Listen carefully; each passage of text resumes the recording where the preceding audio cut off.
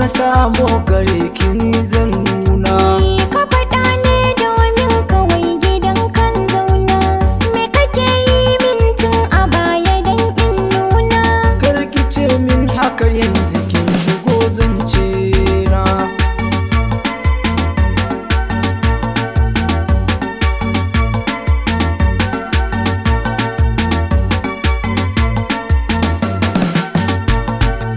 Karki manta da arziki ciki mun zauna.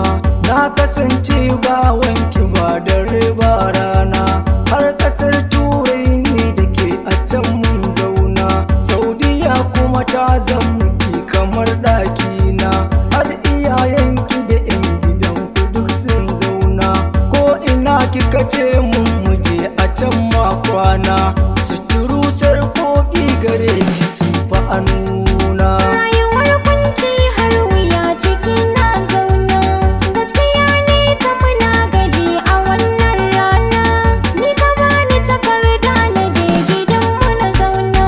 Dan halak baya manta wanda ya yi masa rana. So nake yi ki zamo cikin ji batuna. Yau da gobe ta Allah ina bahar da halina. Shi ya yi mun luɗufi gare ni babu sanina. Kar ka yi min gori saboda wannan rana. Ka siya min komai a da ina amfana. Yau ina sake duka mun siyar ka kalli batuna. Duniya sai haƙuri ki dakata matata. Rayuwa samu harashi yana gun Allah. Shi yake badawa ki gane bubburci. Na faɗa maka kai haƙuri a wannan rana.